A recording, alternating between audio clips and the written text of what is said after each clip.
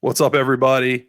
It is the day after five-star defensive lineman Armondo Blunt has committed to the Florida State Seminoles. Flip from the University of Miami. Sorry, Canes. I know that hurts your feelings, but I'm not sorry that much. First, I want to point out our sponsors. This isn't necessarily one where we're going to read about because this is an OTB. It's just Zach and I kind of doing a little riffing, going to do a little scouting, talking about what happened, but want to point them out. They're scrolling across the bottom. Please be sure to check all the sponsors out. Before we get into it, Zach, Chris, and Brendan did an OTB today. Zach gave a boatload of backstory on that. So if you want even more backstory, get to that. Also on the Knowles 24/7 message board, he wrote an extensive backstory, which I highly recommend. There's a great video interview done by Chris Nee on the Knowles 24/7 YouTube page that I highly recommend you checking out. And then just generally, it was an amazing weekend for Florida State football, beating Duke. There's a ton of recruit reactions. There's just massive amounts of content. If you're not subscribed to Knowles 24/7, please get over there and get subscribed so you can find out what the young guru here.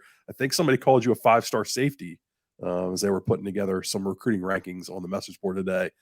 I don't know how you feel about that. I don't know if safety's in your future or not, but Probably nice not. to be called a five-star. Yeah, I appreciate it. So let's get into it. Talk to me about young Mr. Blunt. I'm going to pull up his 24/7 page here so people can kind of look at that.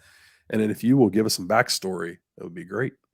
Yeah, so Armando Blunt, a former 2025 prospect, hasn't been updated on his profile yet, but he will be updated to a class of 2024 prospect on, in this recruiting cycle, this current one. And, in last year's class, next year's class, he's the number 5 overall player and the number 2 defensive lineman in the country, as you guys see on the screen. In the composite rankings, number 6 overall in the top 247. Yeah, I mean, it was basically heading into the weekend. If you want the full backstory, like AB was saying, head to the Knowles247.com website. I got a full story posted there. But yeah, heading into the weekend, I was hearing that Florida State was going to flip Armondo Blunt from Miami. Kept it hush. Didn't want to, put their moves out there before anything happened. But I mean, I reported on Thursday that he was going to take a visit to FSU over the weekend for the Duke game. That did end up happening. He flew in and arrived in Tallahassee around noonish on Saturday. Experienced that game. I was there. It was an electric environment. Pretty much every recruit spoke about that afterwards that we spoke to outside of Joe Campbell Stadium following the game. Armando Blunt was no exception. He loved it. Basically was hearing all the great things heading into Sunday morning. That's where things kind of shifted. Miami, of course, is going to play defense for one of their top commits, so they wanted to try and keep him in the class, as we all expected they would, and they displayed a strong effort to try and get him to leave Tallahassee without flipping. There were multiple hours, like I said, on the OTB on Sunday where I fully believe that Armando Blunt was not going to flip on Sunday. Like, I can vouch for that. I have a number of text messages. I was being told that they were going to wait like a week, Armando and his family, to make any sort of decision, and that obviously would have given Miami ample amount of time to try and get back in the mix and thwart Florida State's flip efforts. Well, that didn't happen. Mike Norvell and his coaching staff had Armando Blunt on campus, which provided them the perfect opportunity to answer any questions that he had about, literally anything that was going on, behind the scenes, whatever, right? Like any questions that Blunt or his family had about the FSU football program, they were answered. And ultimately, he announced his flip that evening, on Sunday evening. And I think it was actually at practice. I don't know if I included this on the OTB. I think Brendan might have said it, but I think the flip actually happened while they were in the indoor practice facility, and Mike Norvell was very excited. Heard he screamed very loudly as he. If you've been around Mike, as most of the media members have, like, seen him just. I mean, it's just constant energy, and he was hyped about this one, and rightfully so. We'll get into it. Yep. Really talented prospects, 6'3.5", 250 pounds. This is a guy that is a 2025, so technically his third year of high school football. Well, fourth year actually, since he played Right. eighth grade varsity football. But yeah, I mean, he's super talented. He's kind of raw, right? Like for Hmm. any South Florida defensive lineman, like that's pretty common. But I mean, he's basically reclassing the 2024 and early enrolling, so he's jumping like a year and a half Right.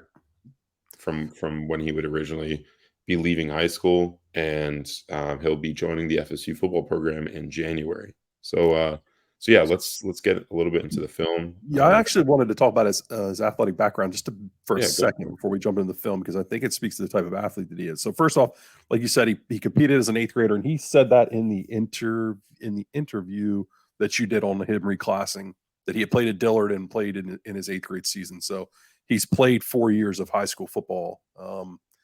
Would that mean if he had stayed in 25, would that make him ineligible to play next year? It I doesn't don't matter. He's reclassed. So Yeah, I don't think so. I remember I think Brandon Innes, who's on Ohio State wide receiver yeah. now, he's a 5-star Okay. coming out last cycle. I think he played 5 years of high school football, if I'm Okay. not mistaken. I don't know if Yeah, there's I think there's age requirements that go into that stuff more Yeah, than I'm sure it's age um, rather than like how many yeah, it's years. not like 19 before June or something like that. But anyway, so you see the production here: 13 sacks in his freshman year at Dillard, and then played again there his sophomore year. Now in his junior year, he is transferred to Miami Central, where he plays with Lil Wayne McCoy, and that's obviously a hell of a program. But I thought it was interesting to talk to Andrew Ivins, had written up about how good of a prospect he is as a thrower in track and field. Was a AAU Junior Olympic as a 14-year-old in the shot put. So 55, 7.5, and then 148.10 in the discus.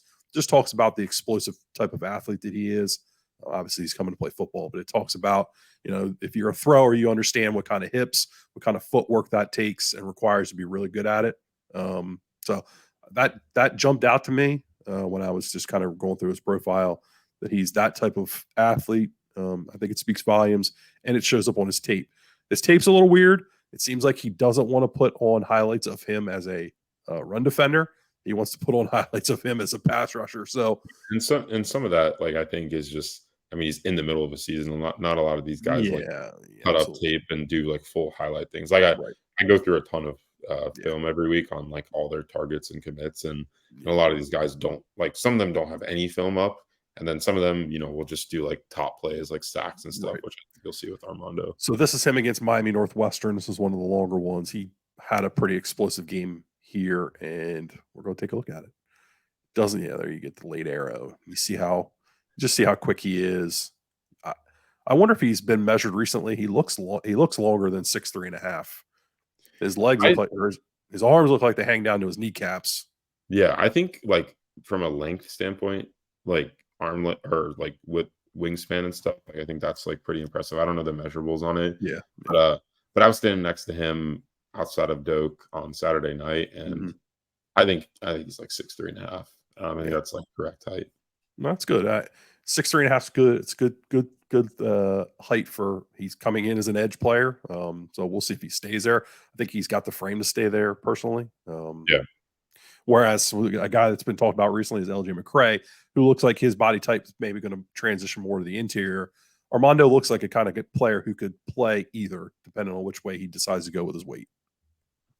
Yeah, I agree. Right here. I think a lot of people originally thought defensive tackle, Yeah. but he's always been on FSU's edge board from what I've Hmm. been told. And I mean, if you look at what Ruben Bain's doing at Miami, he's Right. dominating, and they have a, not obviously the same player, but they do have a similar like stature. Hmm. They're not tall guys, lengthy guys that are like, those typical like pass rushers, but I mean, they both are like around 6'3". I think Yeah. Ruben Bain's probably like 280 pounds. So like you know, if Armando gets in the, FSU strength and conditioning program, puts on some weight, like I mean, he can be a similar contributor at the edge position. Yeah. The interesting part is he did say he plans to be here in January. So not only is he reclassing to 24, but he's also an early enrollee, which is incredible. So he's going to be on campus. He's going to have the opportunity to go through, those important months of getting his body prepared before the season gets here. Another sack. You just see how explosive he is. Again, it kind of speaks to how good of a prospect he is as a thrower. You just see the hips. He just gets off the ball. He runs well. The effort's there. The length is there. This is just a hell of a prospect. Look at boy. That's fun and exciting. I remember when we did, and this is not, I don't mean this as any type of knock on this prospect, but we did D.D. Holmes we did a film watch of him when we were doing those a little earlier in the season. And we kind of talked about, you could tell how raw he is because he made plays, but I don't know. They were a little bit fewer and far between at times. Armando's raw, but he's still lighting people up every play. Like, I think that's the difference in maybe the ceiling. And where just some of the natural athlete that he is at this point in his career as a young player. Again, the effort's there. You see him see him turn the corner. Let's go back a couple here. Yeah, and to be fair, like I think D.D. Holmes, like he plays like up in the DC area. Like, I'm assuming they have better offensive lines because just from my experience in South Florida, not very great offensive lines. I mean, some of those guys look like they're like 200 and there's a little something to that. So, but I don't know. Like Armando's a dominant high school football player. Yeah, absolutely. And I think he understands. Like he, from what I was told, like was at the practice and was intently watching FSU's defensive line group work out and was keeping an eye on Odell Higgins and John Papuchis. And he really like sees himself getting coached up by those guys and being kind of molded into the next like great defensive lineman. And he trusts that their development is impressive. Like from what Odell's done throughout his career. Obviously like Odell's not is coaching mostly interior, but he also hasn't been coaching the entire defensive line. Right. They do a lot of drills where it's the entire D-line group, not just the interior. But yeah, I mean, I think Armando is like the perfect type, especially considering he's going to get here in January. Like it's like the perfect storm to be like, hey, like give yourself a year, get your body right, get used to this level, and then go dominate. Yeah, I don't see any reason why he's not playing some next year. I mean, unless he just comes in and it just totally isn't prepared, which, those possibilities always exist. But I mean, he strikes me as the type of guy who's a rare enough athlete, even at his young age, and he's going to have that off season to get his body physically prepared to get snaps. Florida State does a good job of managing these guys, and I know that there's a lot that's been made about development, and Florida State likes to use the portal and, all these things that get said. There's no denying, you look at a Patrick Payton, who was the ACC Freshman of the Year last year, what his career's become, what they did with a player like Jared Verse coming from a lower level, coming up and turning, helping him become a complete defensive end. Jermaine Johnson, who was obviously a good player at Georgia, but was able to take the next step at Florida State. Development looks a lot of different. It looks like a lot of different things to a lot of different people. And just because they don't come in as a freshman for you doesn't mean you're not developing and making them better. So I'm excited to see what they get out of him. Let's watch one more. This is a shorter one against Chaminade Madonna, which is one of the better programs down there. Again, in the country, just eating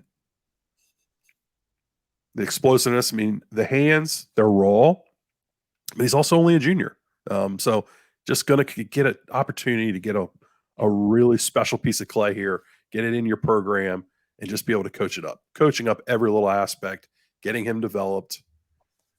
This is really exciting. This was one I try not to annoy Zach. This is one I was annoying Zach about because this is the next step. This is the next evolution of the growth of this program, is winning defensive line battles like this in recruiting, and getting prospects like this in your program, because these are the guys that they truly change your program. Yeah. And we've seen kind of throughout Norvell's tenure here, they haven't really won, especially at the end of cycles, like Yeah. won big time Right. recruiting battles in the trenches. And I think this is kind of hopefully for them turning the corner towards continuously doing this. They need to make it a more consistent effort of not only landing guys but getting guys on campus.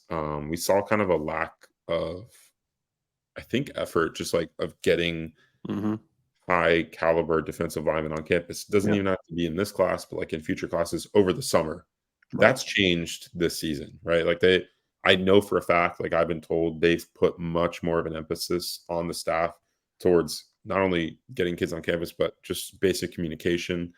And here's to hoping that, like, with the addition of Armando Blunt, maybe that, attracts other top defensive linemen in Yeah. future classes to come join this program. So we'll see kind of how the early portion of his career goes. I Hmm. would expect him to be a dominant player at Florida State. Me too. If everything goes to plan. But yeah, I mean, hopefully, FSU, this isn't the last five-star defensive lineman that they land. Hopefully they're able to do this in cycles to come. Yeah. All right. Well, thank you for joining us. So 18 minutes. I asked Zach yesterday. I was like, I want to jump on. This is a special one. This is a special type of player. I wanted to get on with him. And I know Kevin, I normally do these, but I wanted to do this one with Zach just so he could offer some background because he's so good at covering this recruiting game. I wanted to get a little bit of that background along with a little bit of a scouting report. So we're going to sign off now. Please be sure to make sure if you're not subscribed, you do subscribe. It's just going to help us get this content out to more people because there's nobody better at doing it than me and Zach and Kev and Brendan and Chris and even dirty little Dane. All right. So thanks for joining us, guys. Take care.